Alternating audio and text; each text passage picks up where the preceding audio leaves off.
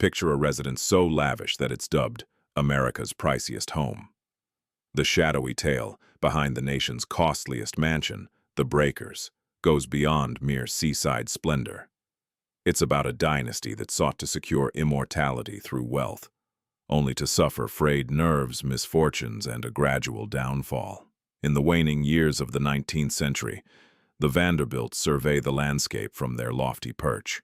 They erect the Breakers like a rocky tiara perched on the shoreline, interiors gleaming with gilt, imported European marble, galas where bubbly streams endlessly. Outwardly, a dreamlike saga. Inwardly, dread of forfeiture, tabloid uproars, laborers resenting the rail barons, offspring raised amid opulence, yet deprived of everyday normalcy. Each chamber echoes not just riches, but also strain, isolation, and perpetual worry over what lies ahead. Time marches on, societies evolve, and so does the Breakers' destiny. A once private bastion of influence morphs into a backdrop for sightseers, a mere prop in a stranger's snapshot. How did this citadel, meant to immortalize the Vanderbilt legacy, end up as a subdued emblem of their decline? And what grim toll truly lurks within the confines of America's grandest estate? Chapter 1. The evening at the Breakers. The shift from invite to immersion is swift. You pass through the wrought iron entrance as the sun's glow fades. The visiting cluster numbers around 15 or 20 folks. Smartphones grip ready, lenses poised. The docent guides the path to the front, and there it looms. The exterior, ascending over the grounds, rock, pillars, lines of panes, snaring the dying daylight. The Breakers, no mere dwelling, but a bold declaration.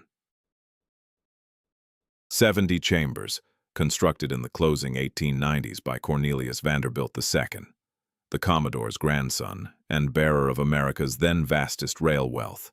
Her tone remains even, rhythmic from endless recitals. She notes it served as a seasonal retreat. The term, jars, bungalows, imply modesty. This defies all modesty. Crossing the threshold, the grand foyer engulfs you.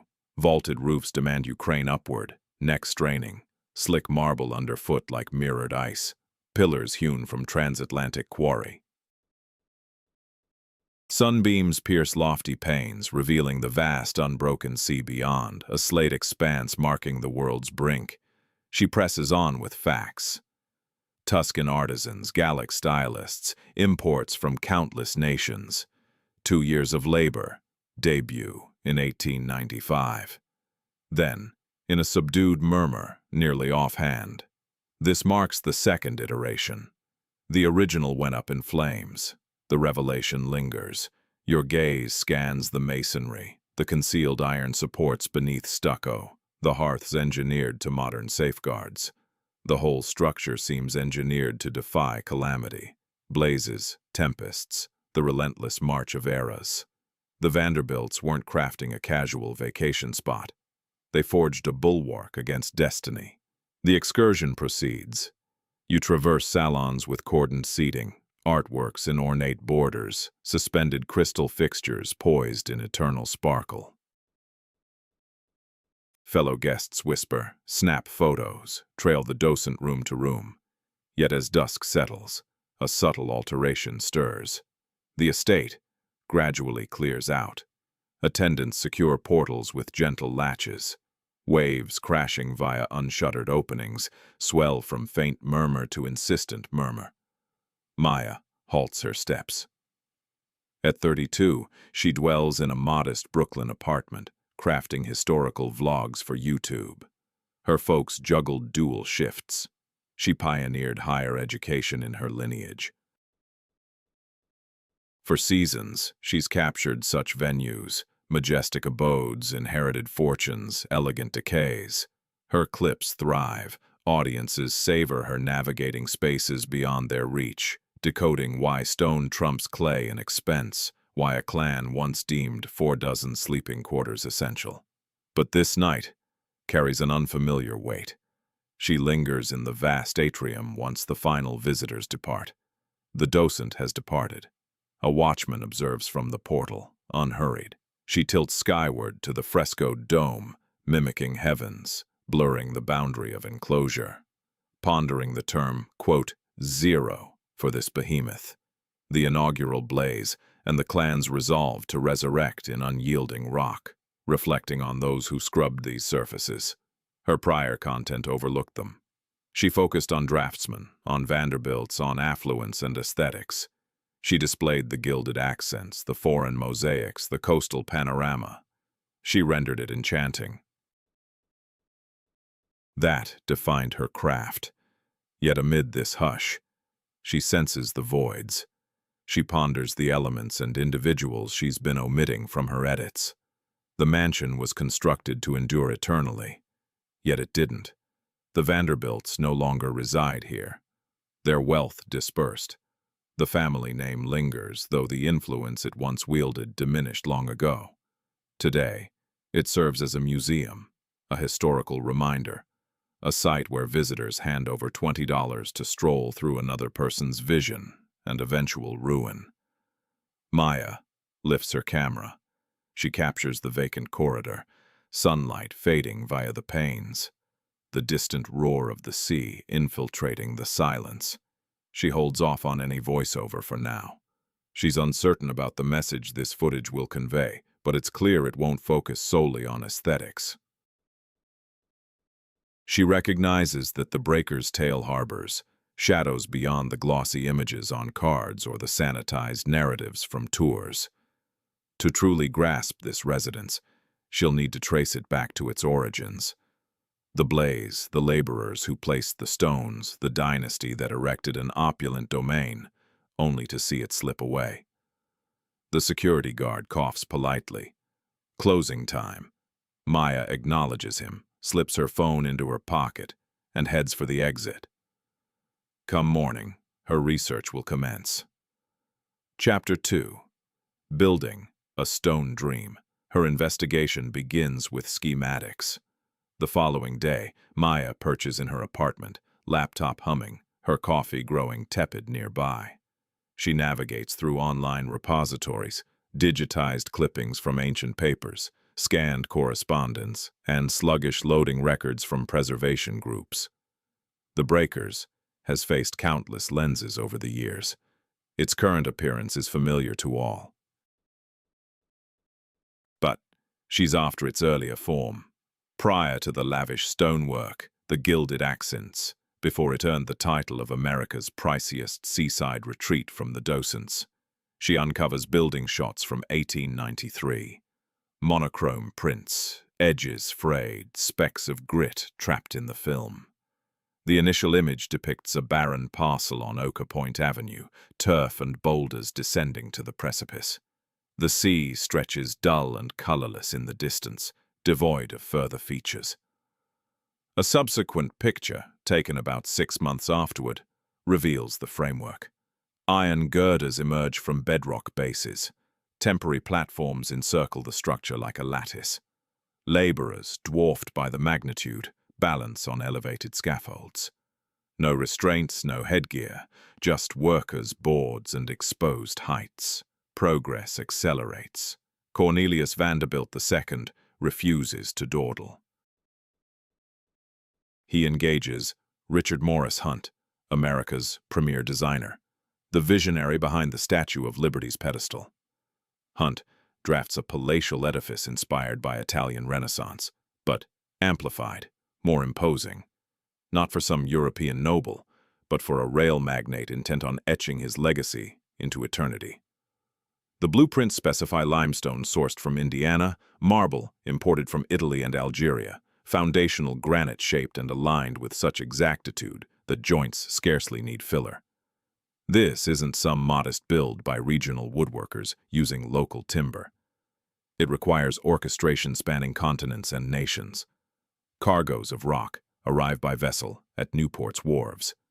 Rail lines transport it to the location. Squads of stonecutters, often Italian arrivals, chosen for their expertise in decorative sculpting, toil through harsh New England colds. Hands frozen, air thick with pulverized debris. The schedule is relentless.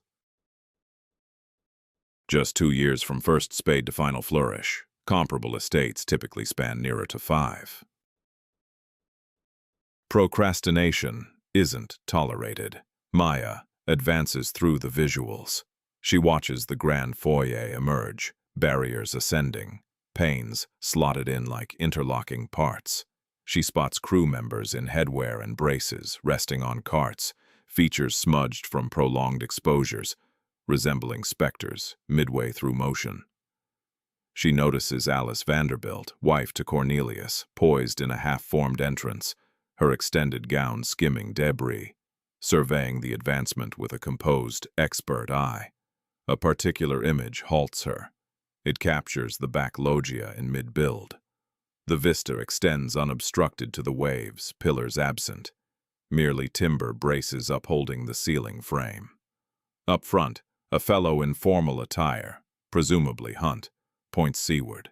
Next to him is Cornelius Vanderbilt, not as tall as she'd imagined, fingers interlocked at his rear, gaze fixed not on the skyline but on the nascent husk of the building. The notation, scrawled in dimming script at the edge, states, "Discussing fire safety measures." Fire safety. Maya edges nearer to her display. She launches a fresh browser window and initiates a separate query. Information on the original breakers, the one consumed by flames, proves limited. It was a timber-framed estate, sizable but unremarkable amid Newport's elite, erected in the 1870s. On November 25, 1892, during the dead of night, it ignited.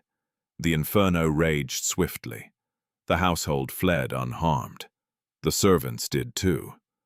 By dawn, nothing remained. Contemporary reports painted the chaos in stark, terse prose. Firelight spotted from coastal miles, the ceiling caving with a thunderous crash. Scorching waves that set adjacent foliage ablaze and shattered glass in adjacent homes. Accounts say Cornelius observed from the grounds as it smoldered. He uttered no words. He shed no tears. He just observed as the blaze consumed everything, leaving only ruins behind. 3 months on, he purchased the property in full and began the project anew. On this occasion, his directives to Hunt were explicit. Eliminate anything combustible, no wooden skeleton, no shingled covering, no ornamental wood that could ignite easily. Instead, rely on stone, steel, tile, and plaster. Whatever might catch fire was strictly forbidden. The new breakers would stand as an impregnable bastion, not warding off enemy forces, but defying the flames themselves. Maya scrolls up to an image from the building phase. She examines Cornelius's features, somewhat out of focus, yet focused, his gaze locked on the half-formed edifice. She ponders his mindset right then. What ran through his head? Did he genuinely trust that unyielding stone would shield him from another catastrophe? Did he imagine that wealth and careful strategy could override destiny or wipe away the image of his initial home crumbling under its own weight? She bookmarks the picture. Next, she dives into drafting the following segment of her script. The one exploring dread, masked as drive, a tale of a man erecting a grand estate amid the remnants of the prior one, channeling unease into enduring design. Chapter 3. Flames, Terror, and Renewal. Such apprehension wasn't unfounded. In the Gilded Age, blazes were commonplace, almost inevitable. Homes built of timber, illuminated by gas, heated by coal stoves with cooking fires blazing nonstop for half the day. Even America's elite resided in edifices primed to become infernos at a moment's notice. Maya uncovers a first-hand servant's recollection from a Newport archive, penned years after the incident by a witness. It's credited to Bridge Callahan, an Irish immigrant serving as a housemaid at the original breakers in 1892. The document is concise, spanning 3 pages in script, contributed to the historical group in 1954. She pores over it 2 times. Bridget recounts rousing to the acrid tang of burning, not the cozy aroma of a hearth, but a harsh, alarming odor. Peering out from her 3rd-floor room, she spots a misty veil in the corridor. Fellow servants are already stirring, their dresses swishing, murmurs hushed yet pressing. No panic cries as yet, merely swift, purposeful actions. She hurries to check on the kids' quarters. The Vanderbilt offspring, Gertrude, Cornelius III, Gladys, and the rest, are being whisked down by nannies and aides. Bridget snatches quilts from a storage cupboard and trails along. When she arrives downstairs, tendrils of smoke are seeping through fissures and hugging the beams above.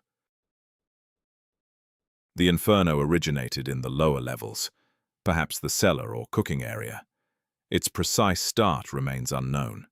It hardly signifies. The residence empties onto the iced-over grounds.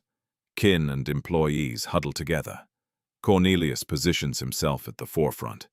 Attired completely even at that early time, his jacket fastened securely. Alice cradles the tiniest ones. The elders remain quiet, eyes on the rising light. Servants bunch up in clusters, a few without shoes, others in sleepwear, all trembling in the chill of late autumn, while averting stares from the conflagration. Bridge notes, "We lingered and saw it crumble." The top gave way initially, folding in with a thunderous crash, followed by the sides. The intensity forced us to retreat. Mr. Vanderbilt stayed rooted. He took in the entire spectacle. The firefighting team shows up after the fact. They rescue Zilch. Come morning, the place is reduced to wreckage and cinders. The masonry flues endure solitary, scorched, encircled by smoldering refuse and warped iron. Cornelius wastes no time. Maya tracks down documentation of his immediate actions. In under 7 days, he brings on specialists to evaluate the base. In 30 days, he meets with Richard Morris Hunt to plan a fresh build, not a mere fix-up, a total reconstruction. And now, the orders are ruthlessly precise. 0 timber. Hunt's initial renderings depict something resembling a citadel, more than a residence. Robust stone barriers, iron girders sunk firmly into the walls, tiled summits, non-flammable coatings, indestructible rock steps, door surrounds crafted from steel. The cooking space relocated to an isolated extension, connected via safeguarded corridors. Each hearth fortified with thick brick linings, checked rigorously prior to lighting. The decree is unwavering. No blaze will reach this dwelling. Yet that safeguard demands a fortune. The second breaker's outlay hits $7 million in 1890s dollars. Factoring in modern economics, it surpasses $200 million now. Much of the outpouring stems from supplies and urgency. Cornelius demands haste. Completed in 2 years, no holds barred. Laborers arrive in droves by the hundreds. Stonemasons, woodworkers, wiring experts, applicators, decorators. On-site dorms spring up for their stay. Schedules stretch from dawn through dusk. The demands never ease. Hunt's blueprints overflow with specifics. Each curve documented, each dimension critical. Each block must align perfectly. Maya views a snapshot from 1894, smack in the midst of the work. The manor stands at 50%, perimeter walls raised, upper covering half done, frameworks of poles and boards encircling it. Crews swarm across the tiers, some dragging boulders, others maneuvering slabs into position, using cords. In the front, a foreman holds documents while gesturing at the emerging front wall. In the background, the framework of the future Grand Hall ascends like a stark stone sanctuary. Maya reflects on Bridge, who resumed her duties with the family following the blaze, on a lady who observed the mansion's construction block after block and required no clarification on the methods involved. She shuts the archival document and begins outlining the subsequent part of her video script. She types, "Constructed to withstand flames, yet endurance demanded far beyond mere funds." Chapter 4. Upstairs opulence, downstairs obscurity. The mansion debuted in the summer of 1895. Invites were dispatched to Newport's upper crust, Astor, Belmont, fellow Vanderbilts. The grand hall, now complete, shimmered beneath gas lamps. Marble pillars soared almost 30 feet high. The ceiling, crafted by Italian painters imported just for this task, depicted deities and skies in hues so vivid they appear to radiate independently. European-sourced furnishings crowded the spaces: silk drapes, Persian carpets, crystal-laden chandeliers. Visitors pulled up in horse-drawn carriages, soon shifting to nascent cars. They traversed chambers designed to dazzle, to astonish, to underscore that the Vanderbilts hadn't merely bounced back from the inferno. They had transformed calamity into a platform for their resurgence. Yet the residence extended beyond the visible guest spaces. Maya uncovers a utility diagram, archived with the architectural plans, revealing the concealed framework supporting the splendor. Hidden servant stairs, cramped and precipitous, spanned 4 levels without intersecting the primary corridors.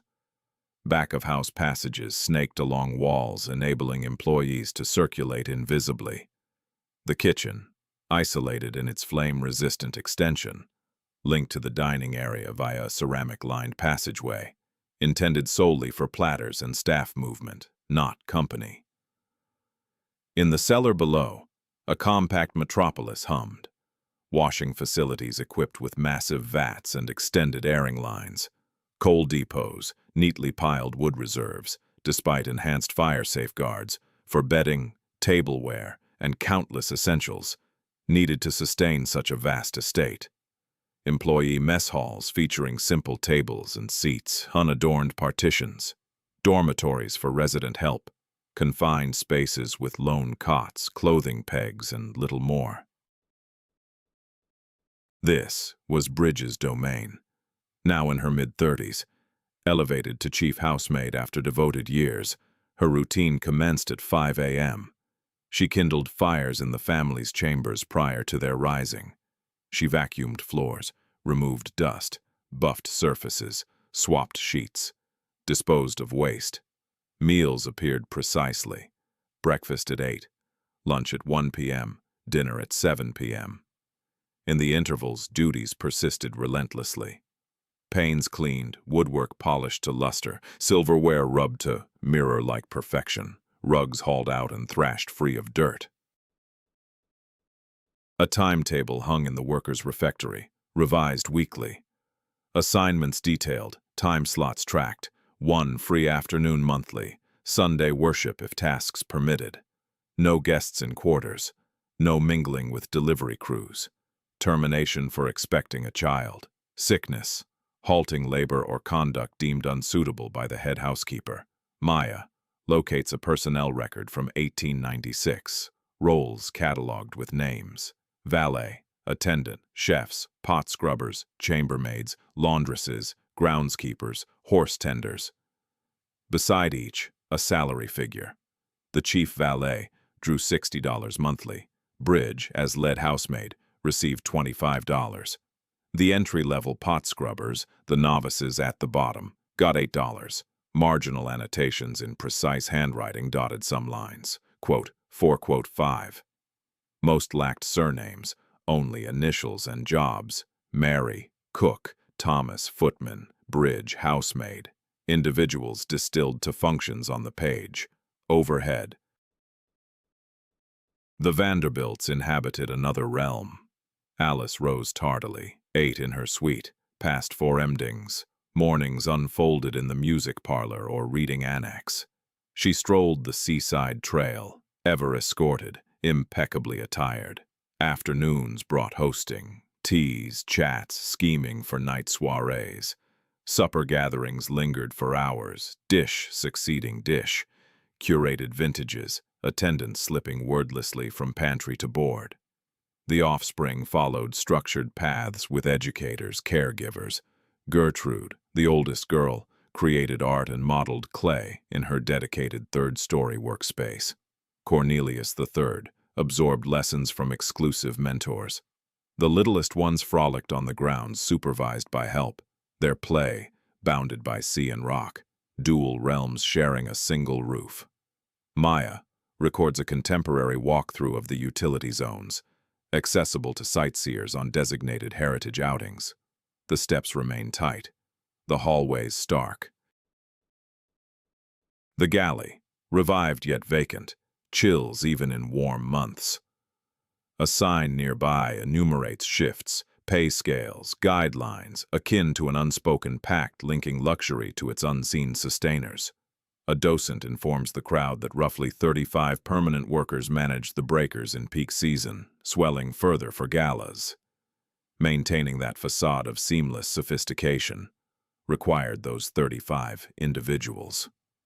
Maya ponders the figures in her mind. The Vanderbilts occupied the place for maybe 3 months annually, the summer months from June to August, occasionally extending into September. The mansion stood largely vacant the remainder of the year, tended by a minimal crew that polished, warmed, and fixed it up, ensuring it awaited their return at any moment. She imagines Bridget ascending those arduous stairs each day at 5 a.m. She pictures visitors in the grand hall, sipping champagne, oblivious to the hands that had just polished their crystal. As the group proceeds with the tour, Maya stays behind in the servants' passage, her camera still capturing everything. She murmurs into the mic, "True opulence demands effort. There's always someone bearing the burden." Chapter 5. A fortress of sorrow. The strain overwhelmed Cornelius initially. Maya uncovers the health documents tucked away in family papers, now scanned and accessible to scholars via special approval. She'd applied for permission weeks earlier. The document comes as a 70-page PDF, packed with physicians' observations, lab findings, and precise official letters. In 1896, Cornelius Vanderbilt II endured his initial stroke, just a year following the breaker's debut. At 53, he faced a setback grave enough to demand months of rehabilitation. Walking demanded great exertion. His words came out garbled. The right hand that had sealed deals and greeted presidents quivered so intensely he occasionally couldn't grip a writing instrument. Physicians urged relaxation, serenity, and lower tension. Such advice proved unattainable. As leader of the New York Central Railroad, America's vastest transport system, he oversaw finances, estates, employees, and an extensive array of kin duties. Stress never relented, and after investing $7 million in a fireproof retreat, his body now betrayed him internally. Alice assumed control of the breaker's operations. She liaised with the household, organized gatherings, and upheld the social schedule. Perfection in presentation was essential, not mere pride, but a matter of endurance. Within Newport's elite circles, any hint of frailty could prove ruinous. Households scrutinized each other, gauged statuses, and pounced on any faltering. Should the Vanderbilts waver, rivals would eagerly fill the void. Thus, Alice kept her composure. She orchestrated suppers as Cornelius recuperated above. She strolled the seaside trail alongside company, highlighting the scenery, noting the ocean air, chatting about arts and current affairs, only addressing her spouse's health if pressed. When questioned, she'd reply that he was recuperating, getting better, and due to return shortly. Recovery never came. By 1899, a follow-up stroke afflicted Cornelius, resulting in partial paralysis.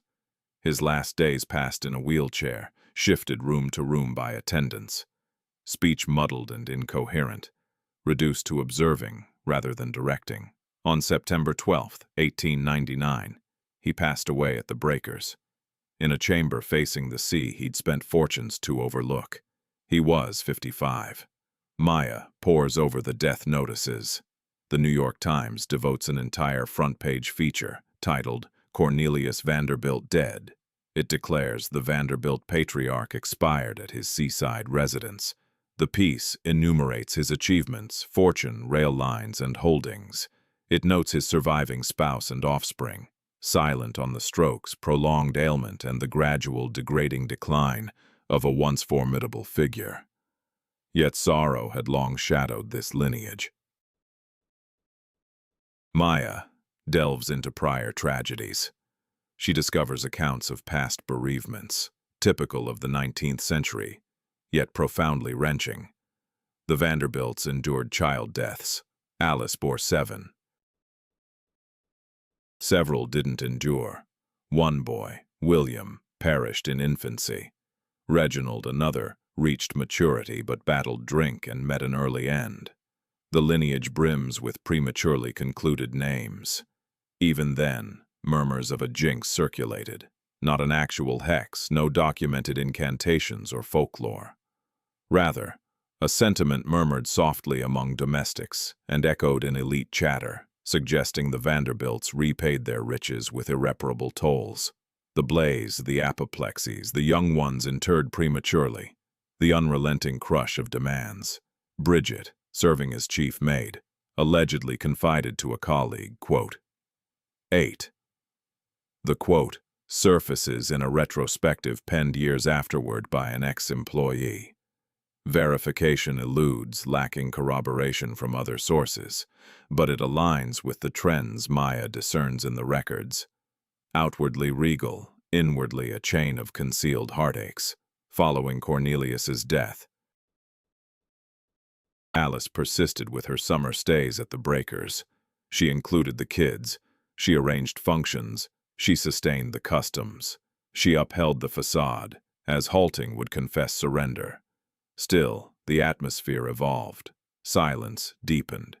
Evenings scaled back. Invitations dwindled. The lavish displays emblematic of the 1890s gradually dimmed. Maya uncovers a photograph taken during the summer of 1900, marking the initial social season following Cornelius's passing. Alice appears on the entrance steps of the Breakers, solitary, clad in somber black mourning attire.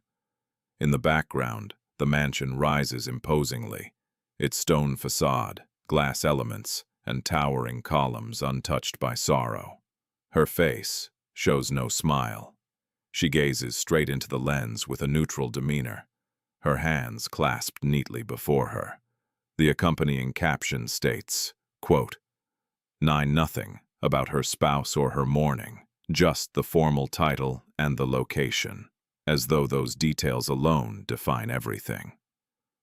Maya stores the picture and continues browsing additional archives. She discovers employee records from that year, showing how the everyday operations proceeded, uninterrupted. Fires kindled, floors buffed to a gleam. Meals delivered promptly. The estate refused to halt for bereavement. It demanded ongoing upkeep, perpetual labor, and a steady flow of workers ascending and descending the staircases. The household team pressed on, since any break was never part of the timetable. Maya reflects on Alice traversing the vast hall by herself, enveloped by opulent marble and gold accents, meant to symbolize triumph, to safeguard legacy, to endure eternally. Yet there she stood, a 53-year-old widow in a sprawling palace that now seemed overwhelmingly vast. Maya shuts her laptop and gazes from her apartment window toward the Brooklyn skyline, where lights dot the night like echoes of another opulent era. She muses that they constructed it to withstand flames. But no design could shield it from heartache. Chapter 6. Gilded summers, weary hands. Sorrow failed to interrupt the annual rituals. The Breakers welcomed guests each June without fail. The workforce showed up weeks ahead to ready everything. Protective cloths were removed from furnishings. Panes were cleaned to sparkle invisibly in the sunlight. Landscapes were trimmed to pristine form. When the family finally stepped through the entrance, the residents needed to seem poised in timeless elegance, as if preserved solely for their arrival. Alice upheld this custom into the early 1900s. In the periods following Cornelius's death, she journeyed back every summer. Her grown children joined her, some wedded, others with their own offspring in tow. The home buzzed once more, not with the flamboyant galas of the 1890s, but through intimate family assemblies, modest evening meals, and midday teas on the loggia overlooking the Atlantic. Newport's elite continued to observe closely. Rival clans erected their own grand estates along the shoreline. Marble House, Rosecliff, the Elms. The rivalry simmered subtly, yet persistently. Debates swirled over the finest designers, the lavish decorations, the enviable visitor rosters. The Vanderbilts clung to their elite status, though it grew increasingly demanding annually. Maya locates a domestic expenditure record from 19,005. The figures are immense. Salaries for the help alone total over $15,000 yearly.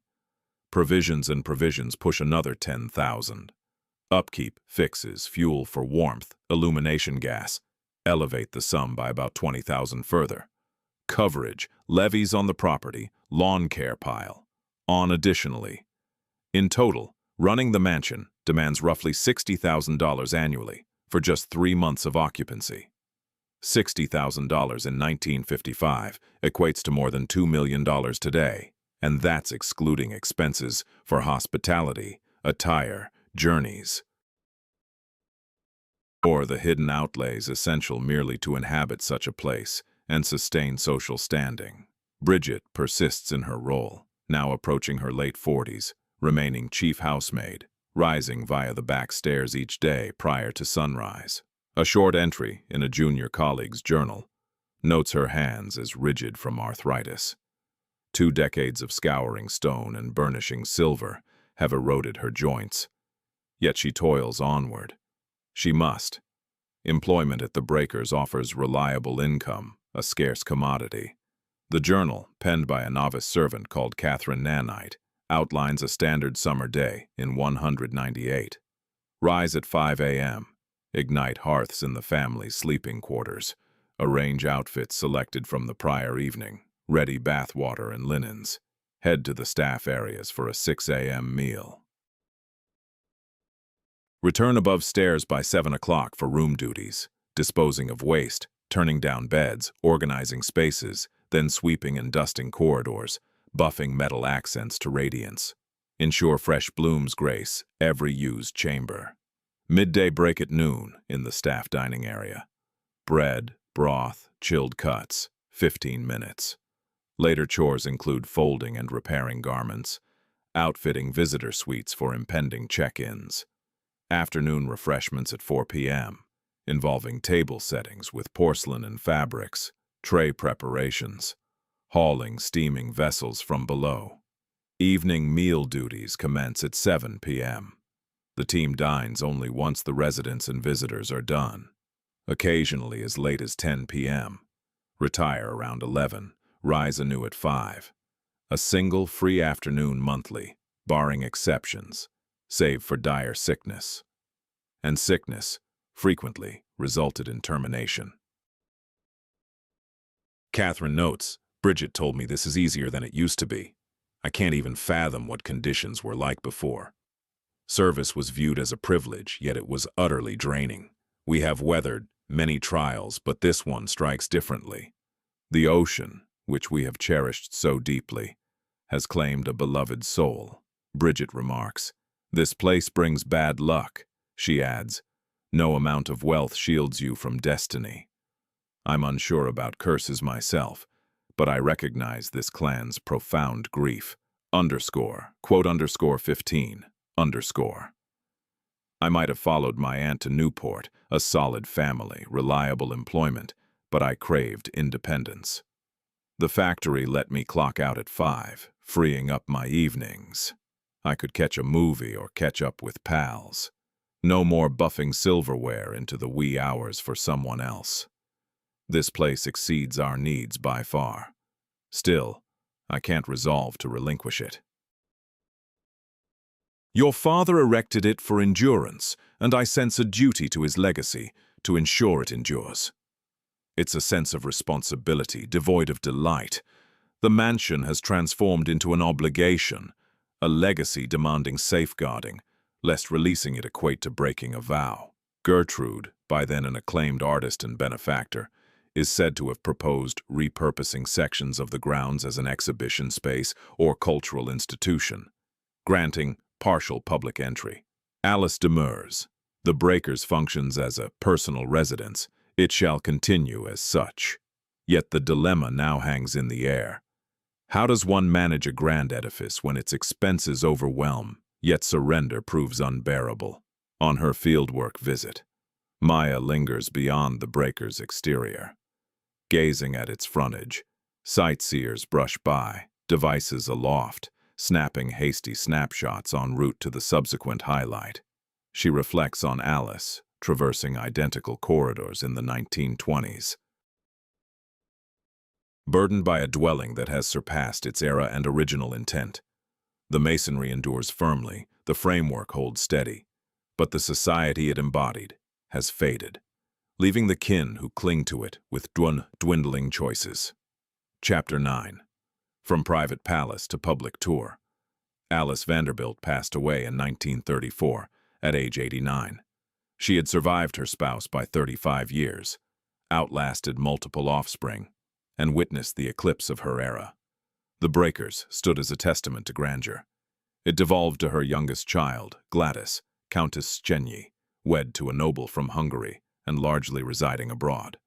Gladys acquired a chateau she scarcely occupied. The Great Depression trudged into its fifth annum. Joblessness lingered around 25%. Financial institutions collapsed. Wealth evaporated swiftly. The Vanderbilt fortune, previously eroded by levies and divisions among heirs, contracted even more. Sustaining the Breakers evolved from challenging to borderline unattainable. Yearly expenses refused to decline. In fact, they edged higher. Essential upkeep demanded attention without delay. Roofs developed leaks. Mortar in stonework crumbled, requiring fresh application. Coastal brine eroded fixtures and twisted timber. A structure engineered to resist flames still required ongoing care, merely to defy the ravages of years. Gladys confronted an ultimatum. Dispose of the property and embrace the ensuing fate. Tear down parceling apartment reconfiguration, or devise an alternative path.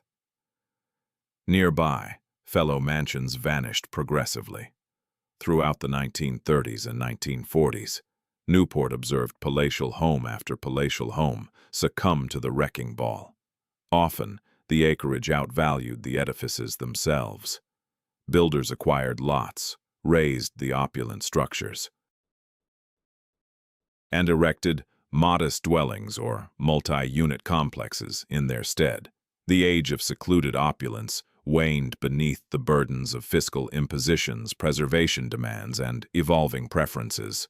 The Breakers persisted via an accord.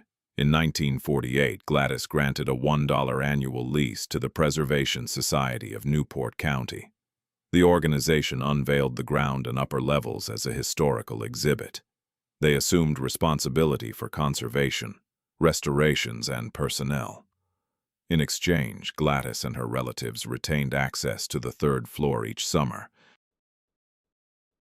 maintaining a personal residence within the estate their ancestors had constructed.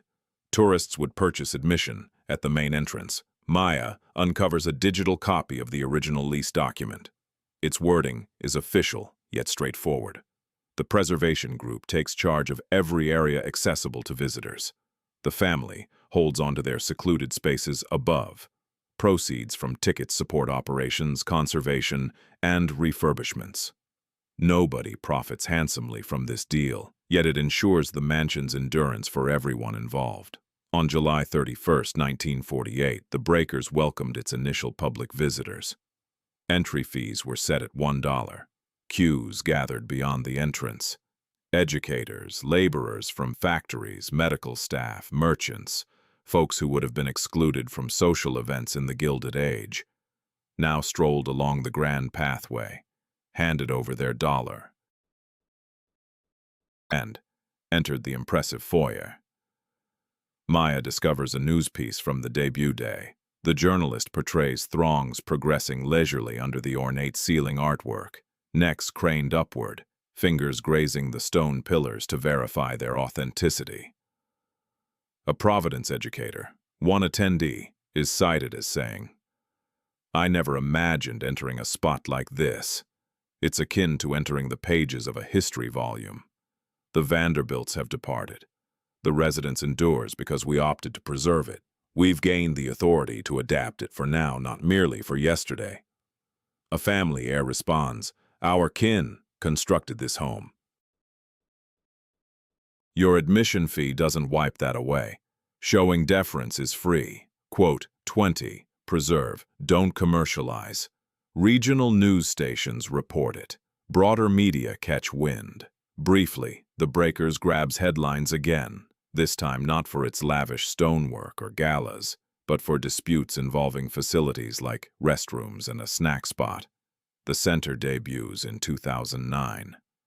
Maya stops by during her fact-finding journey. True to word, it blends in seamlessly. From the house, it's hardly visible. Within, it's airy, practical, and bustling. Groups purchase passes at the desks. Youngsters rush to the facilities. Older folks pause on seats to rest.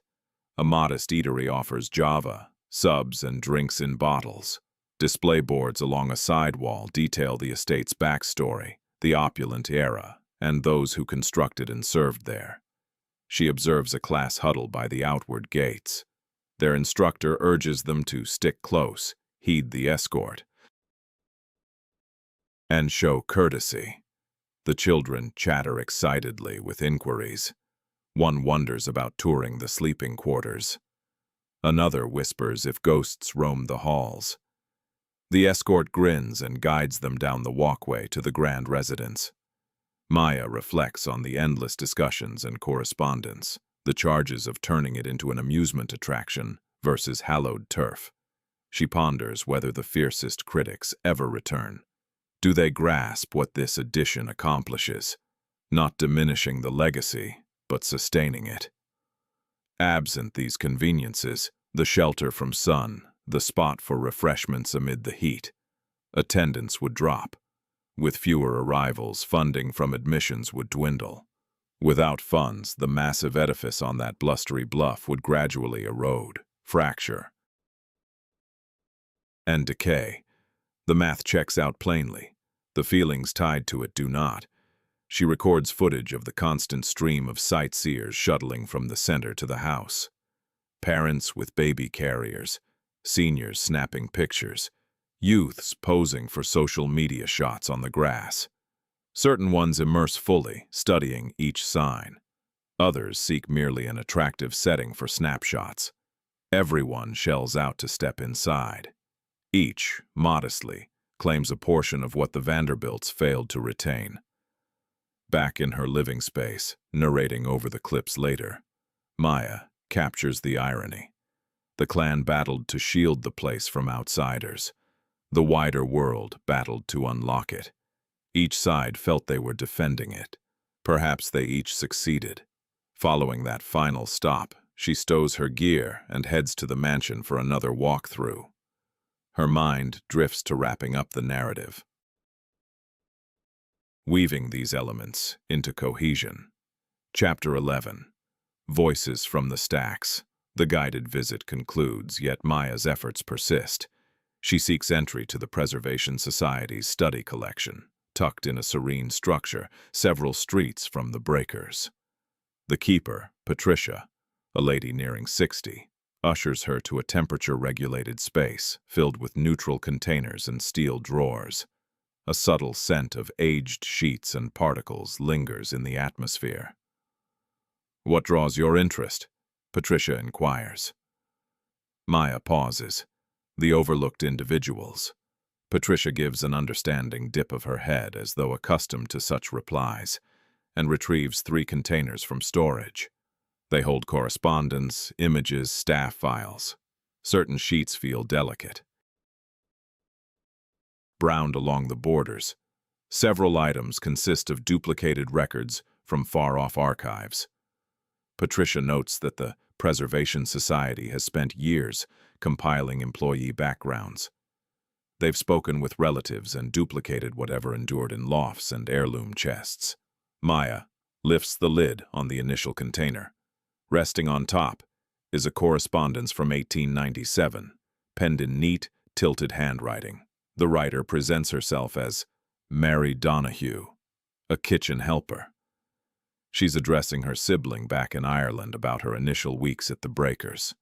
The labor proves tougher than anticipated, yet the income remains reliable. I rise prior to dawn and continue past dusk. My palms are chafed and sore from scrubbing, though they say they'll harden over time. The mansion is stunning, even if I only glimpse the areas we maintain. The owners occasionally drift by, but they ignore us. We're akin to the furnishings, essential, yet unseen. Maya peruses the note again, following the faded lines with her gaze. She snaps a picture using her smartphone and jots a reminder in her journal. Necessary but invisible, with emphasis. Right below rests another missive, from 193, composed by a valet, called Thomas to his kin in Boston. Mrs. Vanderbilt treats us justly, if aloofly. The head servant is demanding. Upstairs, we're forbidden from talking unless addressed first. The day before, I got scolded for glancing at a visitor. These protocols puzzle me, but I adhere to them. Otherwise, it's termination, and I lack other options. The correspondences accumulate. Certain ones highlight minor generosities. A holiday gratuity, a surprise half-day free, a compassionate remark from Alice amid sickness. Different accounts capture the job's severe aspects. Pay cuts for slight errors, abrupt firings. Fatigue so profound that rest seems merely a brief interlude between duties.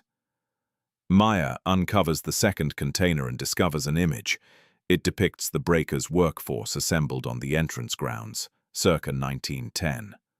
A total of 37 individuals. The chief steward and manager position themselves at the core. Others, grouped according to status. Chambermaids positioned rearward. Valets and groundskeepers midway. Cooks and aides offset to the flank, all clad in attire. None appears joyful. Patricia glances across Maya's arm. That's among the few collective images in our possession. Group shots of employees were uncommon. The household seldom bothered recording them. Maya examines each expression individually. Bridget appears, positioned third from the left in the rear line. She seems fatigued, posture rigid, fingers clasped ahead, stare directed beyond the lens.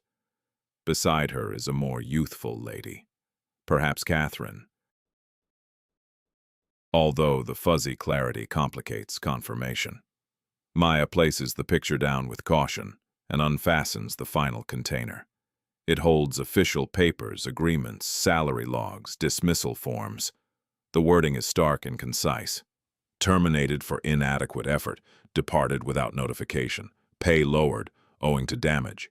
Individual existences condense into brief entries of script. A particular register enumerates personnel and earnings for a 1920. Maya reviews the entries until locating Bridges listing prominently. B. Callahan, lead chambermaid, $30 per month. Following her, over a dozen additional entries, typically ranging from $8 to $20 monthly. She performs the arithmetic along the edge. $30 in 1920 equates to about $450 in current dollars for 30 days of labor, involving 6-day schedules and 15-hour stretches. Patricia observes her figuring and breaks the quiet. The figures often startle folks. Yet they were typical then. Household employment was viewed as honorable, sometimes even preferable. It provided consistency, shelter, food, in many cases, Other choices compensated worse or lacked any stability. Maya acknowledges with a dip of her head, though the amounts weigh on her still. Her mind drifts to Ellen, opting for the mill instead of the breakers to claim her own hours, to Mary's irritated, stinging fingers, to Thomas, wary of meeting a caller's eyes, to Bridges' weary expression in that outdoor snapshot above. The residence sparkled with gilt and stone. Here below, within these paper receptacles, the price of that luster appears in dimmed script and official penmanship. Maya secures the final container with care and expresses gratitude to Patricia. Beyond, the midday sun seems nearly overwhelming following the shaded repository. She possesses the material she sought: the accounts, the identities, the salaries, the regulations, the fragments that restore a grand estate to its role as a labor site. The breaker's tale extends beyond the Vanderbilts. It encompasses all those who sustained the facade, those who buffed the stone, kindled the flames, bore the platters, and then faded from view, since nobody deemed them significant enough to recall. Until this moment. Chapter 12. Preservation in progress. Maya heads back to the breakers early the following day for an alternative excursion. The Preservation Society grants tailored entry for scholars and producers. Patricia orchestrated it. A specialist called David greets Maya at a lateral door, distant from the visitor traffic. He's dressed practically, holds a notepad, and navigates with the confidence of someone intimately familiar with the structure. "We'll begin on the 3rd level," he announces. That's the area where the bulk of the ongoing restoration takes place. They ascend a tight service stairway, steering clear of the ornate central staircase, favored by visitors, opting instead for the utilitarian path. The walls along this route are unadorned, bare plaster without any ornate paper or gold leaf, dotted here and there with faint pencil scratches from tradespeople of yesteryear. Stepping onto the 3rd floor proves eye-opening. Spaces lie vacant, stripped of their furnishings. Scaffolding clogs an entire corridor, while protective cloths blanket the ground. Preservation experts labor in hushed, systematic fashion. One crouches near a wall, delicately peeling back strata of aged wallpaper using a fine knife and forceps. Nearby, another captures images of harm to a decorative ceiling plasterwork, before jotting down dimensions on a digital device. As they proceed, David provides commentary. Tourists get a glimpse of the polished chambers, he continues. They encounter the essence of 1895, or our faithful recreation of it. But up on this level, the full picture emerges: the fixes, the trade-offs, the daily judgments on preserving some elements while releasing others. He halts by an open door. Beyond it, a sleeping chamber stands reduced to its skeletal framework. Varied paint hues mark the walls in a patterned array, with notations in pencil below each sample, detailing pigments, timelines, and origins. Our approach to recoloring this space draws from historical archives, he elaborates. We've uncovered images, chip samples, and bills from the initial artisans. Yet the precise tone remains an educated guess. Colors degrade over time. Illumination alters them further, so we experiment with multiple mixtures, selecting the variant that most closely evokes the original. Our goal is true to era fidelity, but practicality matters too. Today's formulations endure better and resist moisture more effectively. We blend authentic shades with current compounds. Guests overlook the science behind it. The structure benefits all the same. They advance to yet another chamber, where a portion of the overhead has been cut away, revealing sturdy timber supports hidden under the stucco. David gestures toward extensive dark discolorations. Leaking from water, he notes, likely originating in the 1950s or 1960s, back when the mansion largely stood vacant. The rooftop failed and repairs lagged. When the Preservation Society assumed complete stewardship, portions of the harm were irreversible. We manned the feasible parts. For the rest, we archive the evidence. The process demands patience, accuracy, and substantial funds. David retrieves his tablet, navigating to a financial forecast. The breakers requires roughly $3 million annually for routine upkeep and safeguarding alone, he reveals. This doesn't account for large-scale efforts like the 2015 roof overhaul that added another $5 million. Contributions and funding awards bridge the shortfalls, cut off from visitors the estate couldn't endure. The economics cut straight to the core. They make their way down to the second level via a personnel passageway that abruptly spills into a lavish sleeping quarters. The shift hits like a jolt, from stark surfaces on one side of the portal to lavish gilt finishes and thick curtains on the other. David lingers at the edge.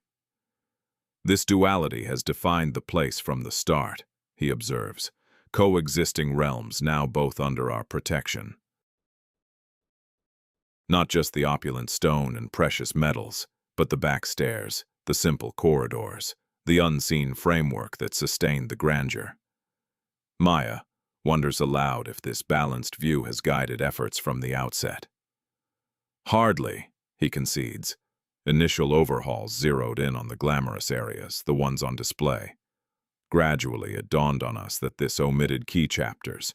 These days, we incorporate the staff quarters into guided walks. We discuss salaries, labor environments, the lives of those who dwelled here yet stayed out of sight. He guides her to a modest display set up in the former housekeeper's quarters. Mounted on the panels are oversized images of employees alongside duplicated payroll documents. A replica servant's attire drapes a display form. An informational panel outlines everyday duties, compensation levels, and the gritty truths of household employment during the Gilded Age. Guests wander in, perusing the materials in silence. A few snap pictures of the outfit. Others skim the descriptions before hurrying away, perhaps uneasy or detached. David observes the group briefly. This aspect doesn't appeal to all. Quote 38. They arrive seeking the dreamlike romance. We deliver the unvarnished past. That's often a tougher encounter. Maya expresses her gratitude before retreating to the passage. She captures footage of the corridor. That crucial juncture where unembellished walls yield to lavish detailing, the fragile divide separating elegance from the toil that upheld it.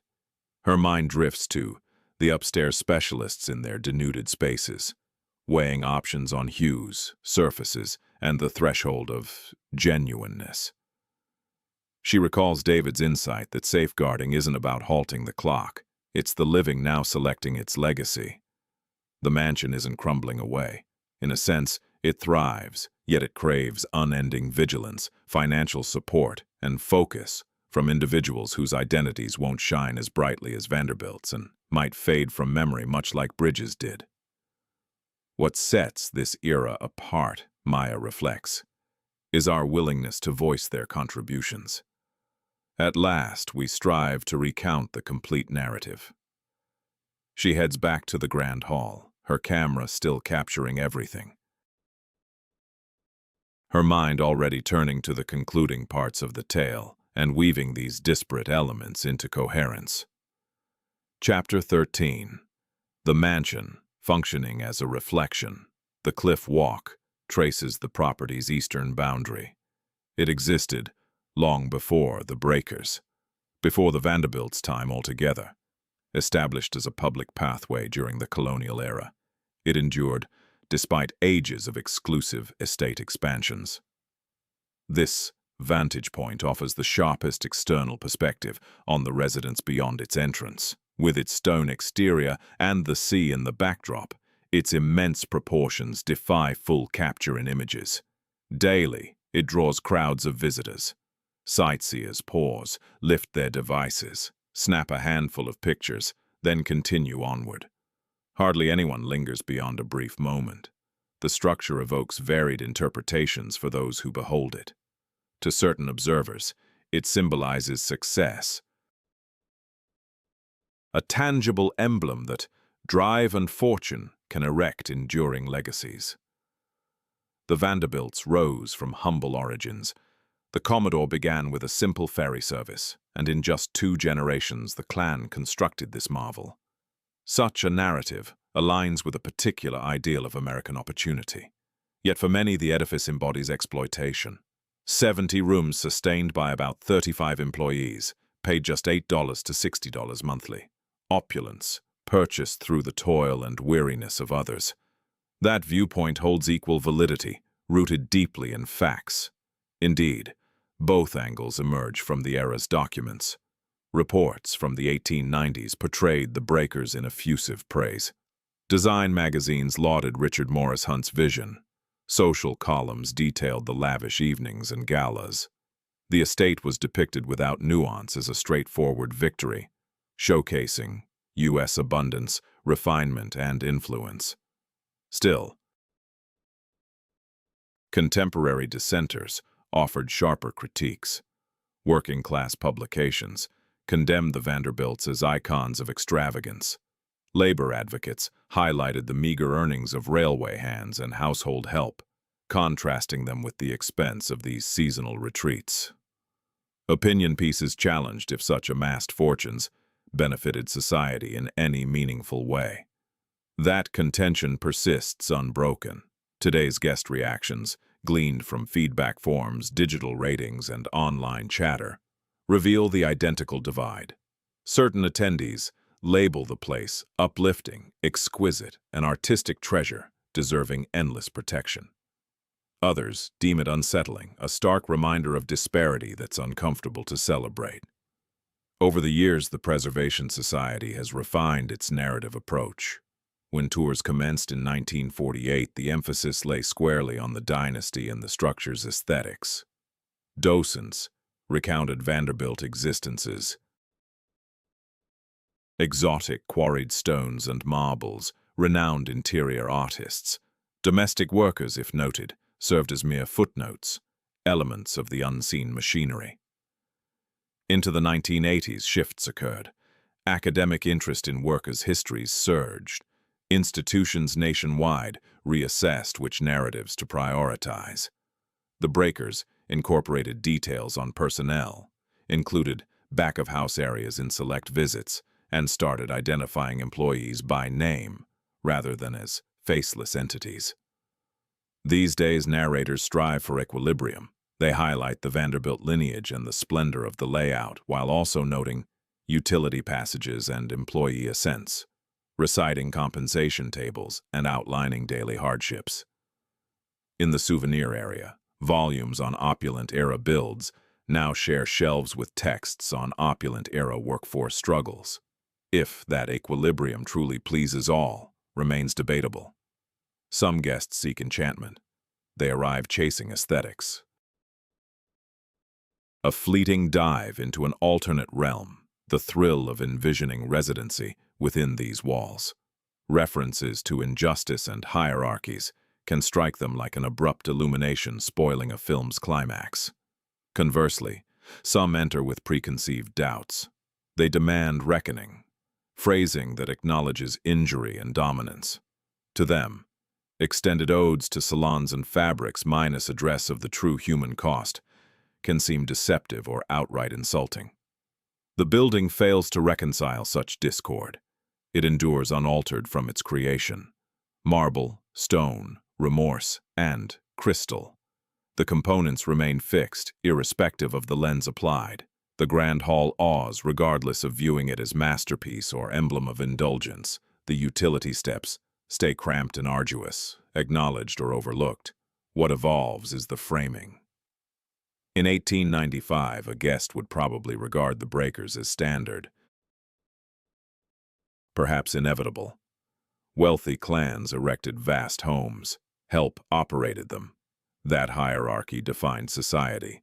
Voicing challenges would appear odd or impolite in polite company. By 2025, arrivals carry altered expectations. Discussions of economic divides, employee protections, and past obligations permeate routine discourse now.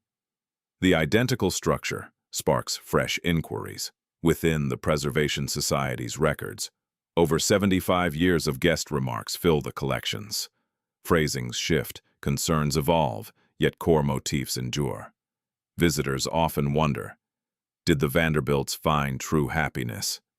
This query pops up repeatedly, on comment cards, in digital feedback, during guided tours, or whenever a guest musters the courage to ask aloud.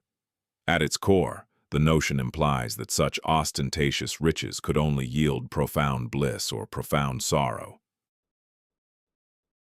and that pinning down which one it was feels essential. Yet the historical accounts paint a more nuanced picture. The Vanderbilts navigated delight and sorrow much like any expansive clan. They enjoyed privileges beyond the reach of ordinary folks.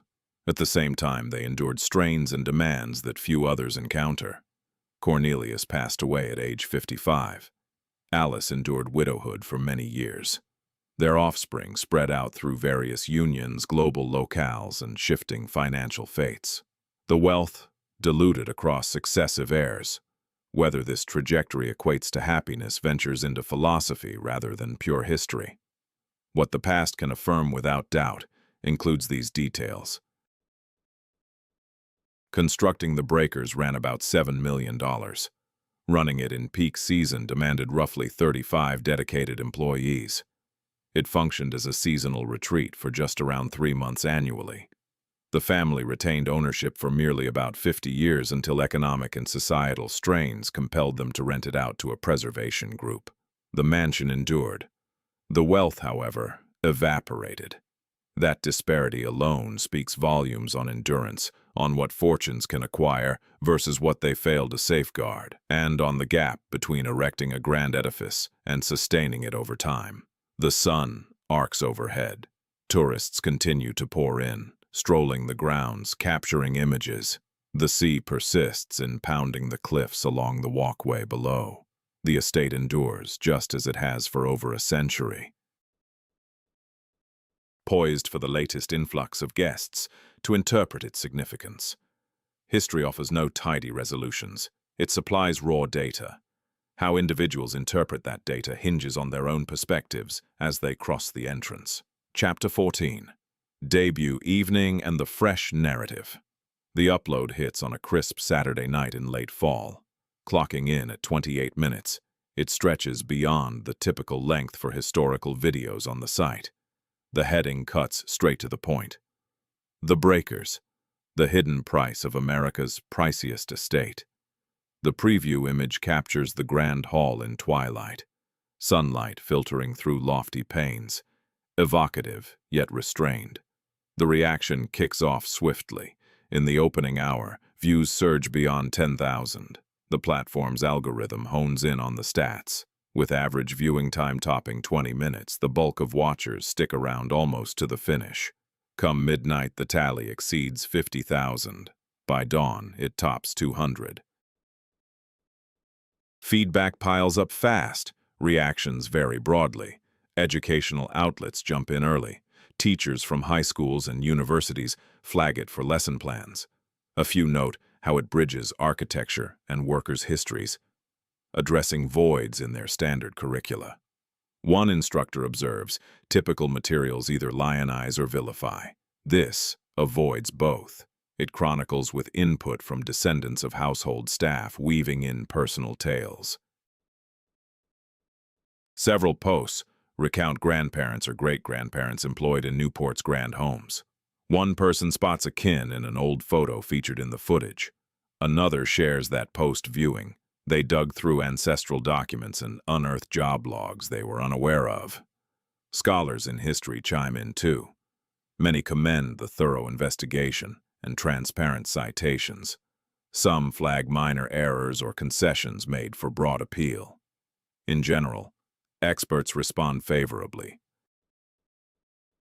circulating the link via scholarly circles and online platforms. Those in preservation circles chime in openly. Curators and site managers from similar heritage properties discuss the all-too-common dilemma of conveying layered tales to audiences craving straightforward ones. A staffer at a parallel property echoes the challenge of merging approachability with factual rigor. Backlash emerges as well. Certain watchers take issue with the focus on workforce struggles and disparities, contending that the era's structural and creative feats deserve acclaim, irrespective of the circumstances. They claim it's unjust and out of time to critique Gilded Age dynasties through today's ethical lens.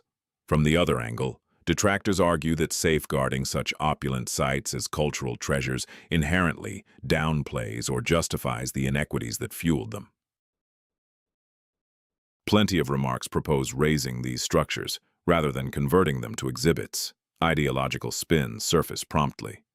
A segment of viewers casts the piece as advocacy for current-day measures, like taxing extreme wealth or bolstering worker protections. Counter-arguments stress viewing it as neutral chronicle of bygone days, not a call to action. The content reflects contemporary divides as intensely as it illuminates historical ones.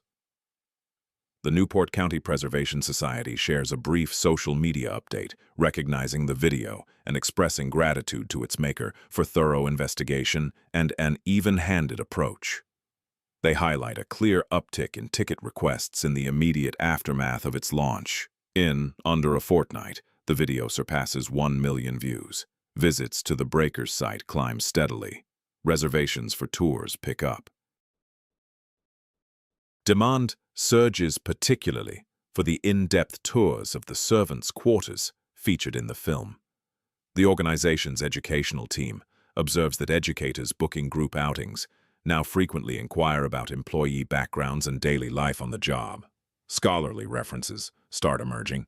A grad student researching digital storytelling and public history reaches out to the producer for a discussion on her investigative techniques and material selections. A couple of student essays at the undergrad level include the video in their reference lists, sparking debates among professors over the role of YouTube videos as valid historical resources. Book editors inquire about turning it into a full manuscript. Filmmakers propose developing it into an extended documentary format. The piece stands as both a complete creation and a demonstration of viability, showing demand for intricate, layered accounts of the past that avoid simplistic takes. Discussions in the comments keep multiplying. Debates spin off in various directions, ranging from insightful to redundant. The creator responds sparingly, prioritizing clarifications of errors and sharing direct links to original documents for those eager to explore more. A standout interaction draws attention. One user, claiming Vanderbilt lineage, posts, "Watching this is tough, but it's honest. Our legacy holds triumphs and wrongs. Facing them both is essential."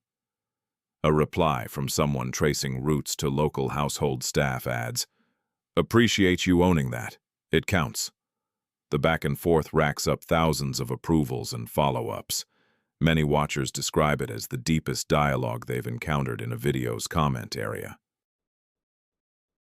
3 weeks post-launch, a local paper runs an in-depth article on how the video is reshaping cultural tourism in Newport. Journalists talk to docents, curators, and sightseers who made the trip solely after viewing it. The overall takeaway rings true.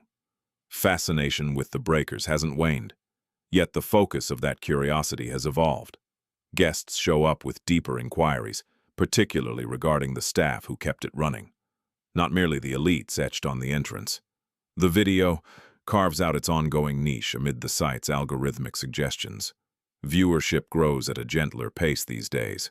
It pops up in recommendations for audiences, drawn to topics like historical events, building design, workforce issues, social divides, and exhibit experiences.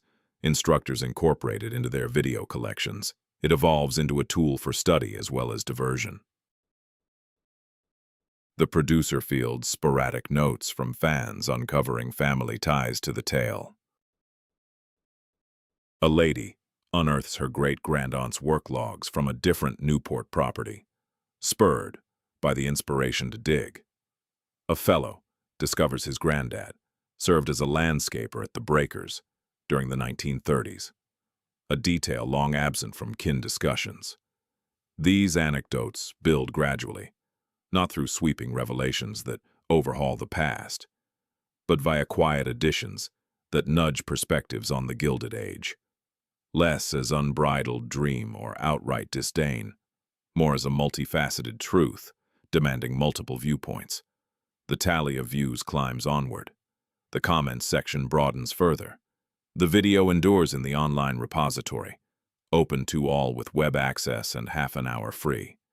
Its lasting significance remains uncertain. The past stretches far. Digital spaces are recent. Still at present, it's connecting with folks, stirring inquiries and enriching a dialogue that persists while the mansion endures. Chapter 15.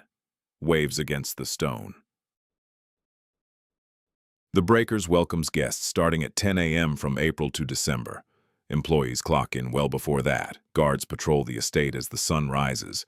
Preservation experts inspect interiors for any fissures, moisture, or shifts caused by nocturnal climate fluctuations. Docents go over itineraries, practice essential facts, and prepare for student outings and group excursions. Over about 2 hours, the estate transitions from quiet husks to active exhibit space. This daily shift recurs without fail. It has unfolded in varying ways for over 7 decades. Attendance ebbs and flows by season. Peak summer draws the biggest throngs, up to 3,000 on the busiest July and August days. Fall remains lively, particularly Saturdays and Sundays when autumn colors lure out-of-towners to New England.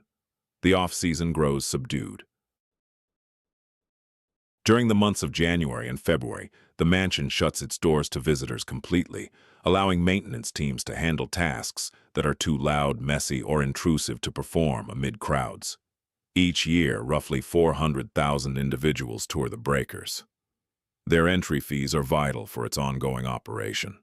These sales generate about $12 million per year. Funds from tickets handle essential expenses, like routine upkeep, employee pay, energy bills, coverage policies, and minor fixes, while contributions and funding awards support larger endeavors. These include roof overhauls, masonry repairs, and preservation efforts for furnishings, fabrics, and artwork. The finances hold steady, though barely. Certain years yield a modest profit, while others draw from savings. The Preservation Society oversees multiple sites in Newport. However, the Breakers stands as the premier attraction, producing the bulk of revenue that sustains the others. Without visitor entry, the economics would unravel. Merely maintaining the mansion's structure and appearance demands around $3 million annually. This excludes unforeseen emergencies. Extensive renovations occur unpredictably. For instance, a full roof renewal, finished in 2015, ran about $5 million. Upcoming efforts won't cost less. The choice against steady funding leads to deliberate decay. This involves sealing rooms, delaying upkeep, and permitting gradual wear in certain spots. Numerous heritage locations reach this point. Resources get stretched too far. Stewards focus on rescuing what's feasible and recording what's lost. The Breakers hasn't arrived there. Tourism income remains robust. Interest from the public endures. Currently, the estate persists in the here and now. Its distant future feels uncertain. Climate shifts impose fresh challenges. Oceans rise noticeably. Tempests grow fiercer. The seaside bluff crumbles bit by bit. Shoreline icons confront threats unimaginable to the initial conservators of 1948. In 2018, the Preservation Society ordered assessments from engineers and ecologists. The findings were concerning yet not dire. The building perches sufficiently distant from the edge to stay sound for decades, perhaps ages. Still, erosion persists. Tide surges climb. Milder, damper atmospheres hasten corrosion from salt on rock and iron. To adjust requires extra spending, enhanced runoff systems, better environmental regulators for moisture fluctuations, shielding coatings for outside masonry, contingency strategies, and barriers against severe conditions. Every element inflates the expense of public operations. Thus, a subtle query emerges. How long can a structure built as an elite seasonal retreat thrive as a bustling, nearly constant exhibit? Certain answers elude all. The Breakers has already surpassed multiple dire outlooks. Upon its public debut in 1948, skeptics predicted, perhaps 2 decades before, expenses overwhelmed the nascent safeguarding initiative. In the 1970s, fears mounted that cultural travel would wane, isolating venues like this. Such projections proved false. The organization evolved. Donation sources broadened, offerings grew.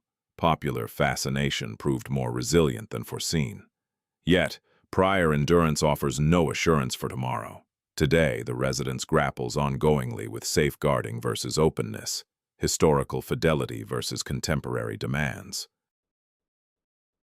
The narrative the Vanderbilts intended versus the accounts shaped by scholars and keepers now. This strain isn't a defect. It's woven into the site's fabric from its first ticketed entry, the moment outsiders crossed the threshold in 1948. The Breakers ceased as a solely personal emblem and transformed. Not inherently superior or inferior, merely profoundly altered. The estate's symbolism continues to evolve. Back in 1948, it frequently served as an emblem of Gilded Age extravagance, a caution on wealth amassed swiftly and squandered sooner. Through the 1960s and 70s, emphasis fell on its status as a salvageable design gem, origins notwithstanding. Lately, the Breakers has served more to explore America's intricate past. Vast riches alongside grueling toil, immense splendor beside evident inequities, aspirations, and repercussions, all housed in 70 chambers of stone and marble. Coming stewards will carry their distinct agendas. They'll pose fresh inquiries, spotlight varied aspects, and extract novel insights from identical stairways, corridors, and loggias. The edifice itself alters gradually. A mended molding in one spot, a bolstered support elsewhere. The stone stays stone. The ocean extends past the grounds. The back passages remain tight and sharp-angled. The grand chamber still draws gazes upward and backward. True change lies in perception. Our selections of what to notice, what to highlight, what to steward for the next era. Dawn's glow floods the grand hall. Dust particles drift lazily through the sunbeams, resembling gently falling snowflakes. Beyond the walls, the initial tour group of the morning arrives at the front gate. Guests disembark, smartphones at the ready, snapping their opening pictures without delay. They'll traverse the very corridors that the Vanderbilts once glided through, in elegant dresses and formal attire. Their lives differ vastly. Different bedding, different occupations, a shifted financial landscape. But briefly, they'll connect with this structure spanning over 100 years. For some, it's pure splendor. For others, a stark emblem of inequality. Many sense the tension between the two. A few stand awestruck and wordless. Others grow irritated by the throngs.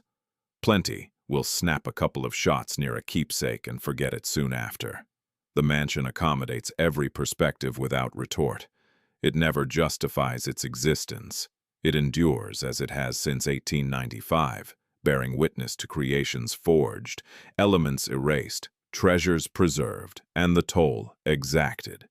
Down by the seaside cliff, the ocean relentlessly erodes the stone. The waters predated the laying of the initial foundation. They'll persist, even if the final block crumbles someday. In the meantime, these powers dwell side by side. Rock against tide, recollection against the clock. History anchored at great expense, inviting the now to scrutinize it, probe its depths, draw insights, and select what to inherit. The entrance swings wide. The earliest arrivals enter. The estate embarks on yet another morning, fulfilling its role for almost 77 years. Presenting its chambers as an open lesson for those ready to peer past appearances. This